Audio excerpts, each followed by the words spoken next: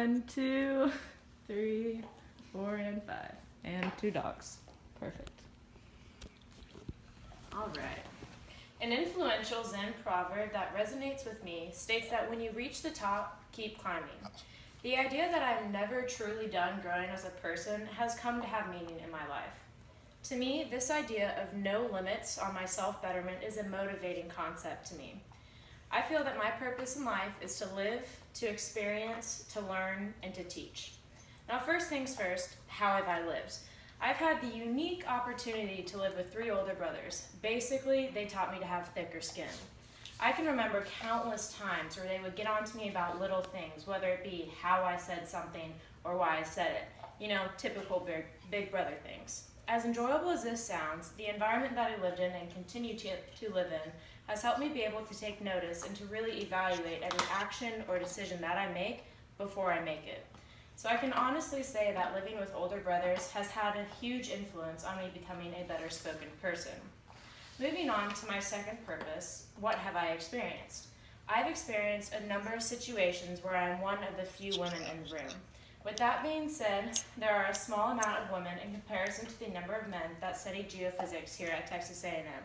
So I obviously needed to adjust to being outnumbered by men in the classroom.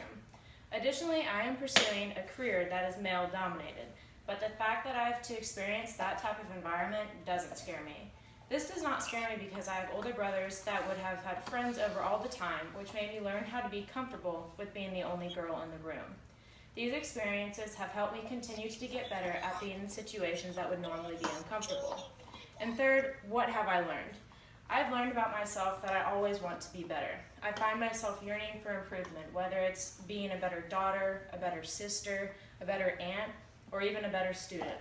For instance, if I realize that I do not spend enough time with my family, I make modifications to my life so that I can spend more time with them. By learning this about myself, I know the areas of my life that I want to continue to improve upon. And lastly, what do I plan to teach? I want to teach my children that their work on themselves is never done, that there are always aspects of their lives that they can make better.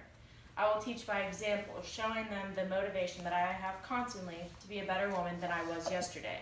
It will always be a goal of mine to be a better teacher.